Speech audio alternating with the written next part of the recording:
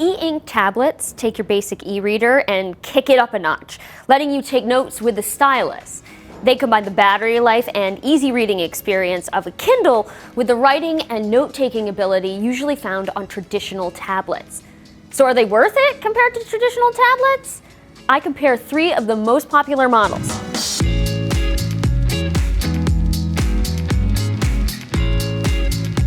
First thing first, e-ink tablets aren't trying to be your go-to entertainment device. You can't scroll through social media, watch TV, or play games. These devices ditch the bright LCD displays found on iPads and other tablets in favor of the energy-efficient e-ink technology. The screens use grayscale, just like your basic Kindle. Yes, these e-ink tablets do have some kind of rudimentary web browser, but they're slow and definitely not fun to use. If you want to browse the web, stick with a tablet. I find they work best for activities like reading, note-taking, and handwriting. Their goal is to give you the most paper-like experience. If you need to plow through PDFs or love to take handwritten notes in a distraction-free setting, an e-ink tablet is ideal. So what's the difference between an e-ink tablet and an e-reader? E-readers, like Kindles and Kobos, tend to be small, about the size of a paperback book. They're also basically good only for reading. You can highlight text and type out small notes with the on-screen keyboard, but they tend not to have stylus support. I tested 3 of the most popular e-ink tablets available to see how they stood up in real-world use. First up is the $300 Remarkable 2. This one is one of the best for taking lots of handwritten notes. It's super thin and light, which makes it easy to carry around in a backpack. It's 10.3 inches and uses a monochrome digital display with a resolution of 226 dpi. The writing and text look clear and sharp, and you can choose from over 40 different page templates for notes, with 7 options just for musical notation, including guitar chords and piano sheets. The software is easy to use, with clear buttons at the top to add notebooks and folders. It has 8 gigabytes of internal storage and an optional cloud storage service for $8 per month after a 100-day free trial. That Connect service also does handwriting conversion and has Google Drive, Dropbox, and OneDrive integration. The included stylus, which doesn't require pairing or charging, is great. It offers the most realistic writing experience of any tablet I have ever used. The screen has a paper-like feel, which gives the pen a level of friction that feels incredibly true to life. The Remarkable 2 also shines with PDFs. Highlights automatically straighten themselves and turn a legible shade of gray. I could add pages to PDFs for extra notes or write in the margins with ease. The Remarkable's thinness, pen input, and PDF management capabilities make this e-ink tablet one of my favorites. The biggest issue is that the Remarkable 2 lacks any kind of backlight, which frankly could be a deal breaker. Much like an actual book or notebook, this device requires an external light source to use in the dark. Even the cheapest Kindle now has front light illumination for nighttime use. It also doesn't function particularly well as an e-reader, as the only formats it supports are PDF and unprotected EPUB. That means you won't be able to access your Kindle content or any other EPUB books with digital rights management software, which includes almost all legally purchasable books on the market. Ultimately, I found this e-ink tablet to be incredibly helpful, as I mostly use it to highlight and mark up long PDFs. At $300, this is the cheapest e-ink tablet on our list, but it's still essentially just a PDF and note-taking device.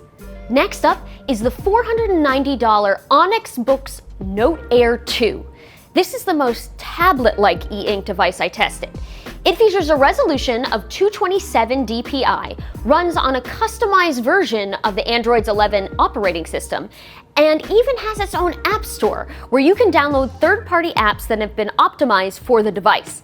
There's also a way to access the full Google Play Store, though I wouldn't recommend it for anything other than downloading an e-reading app, as the Boox still has an e-ink display and isn't made for games or video.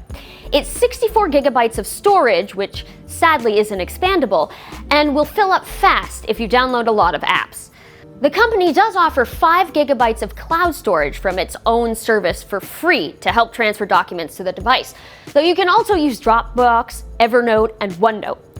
The biggest benefit of the App Store is that you'll have access to your entire collection of books from your Kindle, Nook, and Kobo library. You can also download the Libby app for library books, and Marvel Unlimited users can download the app and read comics, though not in color. The Note Air 2 includes speakers and a microphone, allowing you to listen to audiobooks from Audible or other audiobook apps. This is a great selling point of the device, but I found the in-app experience to be less than ideal. If you're someone who downloads ebooks for school, don't count on taking notes on top of your books. To write directly onto them, you'll need to have them in a DRM-free ebook format. For example, you won't be able to use the pen to take notes or highlights in books on the Kindle app. Luckily, the Boox supports a wide range of formats, including PDF, EPUB, Doc, and Mobi. Note-taking and PDF management are strong on the Note Air 2, but not as seamless as on the Remarkable 2. Highlights aren't automatically straightened, and users have to choose the color and width of the marker. The Note Air 2 provides 16 options of grayscale color, but they all look the same on the device, leaving highlights looking dark and messy. The included stylus also lagged ever so slightly when writing across the page. On the plus side, if you like audio notes, you can include audio recordings. The Note Air 2 also lets you open a PDF and notebook at the same time in a split-screen view, giving you the ability to read and take notes all at once.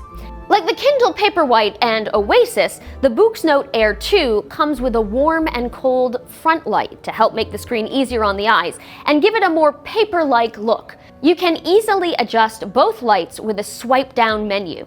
While this tablet is by far the most expensive on our lists, it's also the most versatile of the e-ink tablets and does a lot well, but nothing great.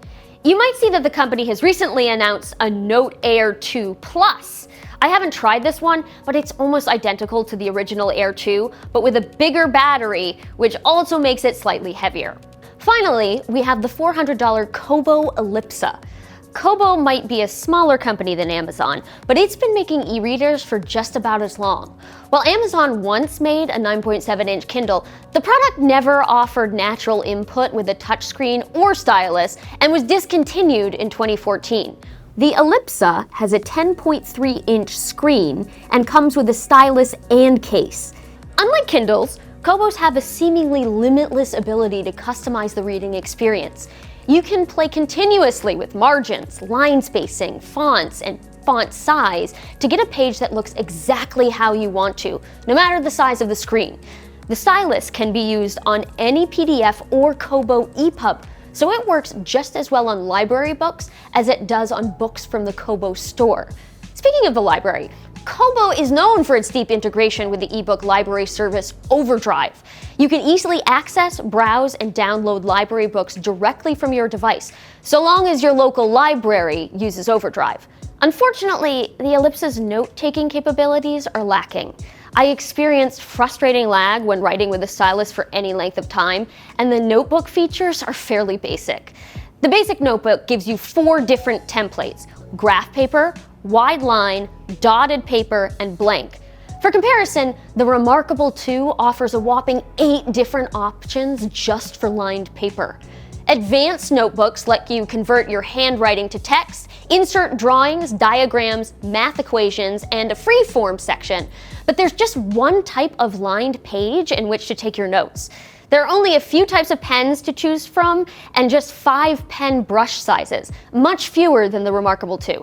In short, I wasn't able to use the notebook feature for anything other than the most basic scribbles, and I wouldn't recommend it for anything more than that. The Kobo Elipsa has 32 gigabytes of storage, a resolution of 227 dpi, and a blue front light, but it lacks the warm light of the Boox.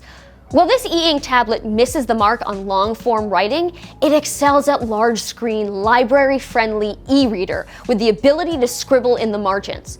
So overall, each e-ink tablet I tested has its strengths and weaknesses. The Remarkable is best for PDFs and note-taking. The Boox Note Air 2 is the most versatile and expensive, and the Kobo is the best for reading. Do you have any questions or a favorite e-ink model? Let me know in the comments. For more guides and videos like this, check out the description below. Thanks for watching.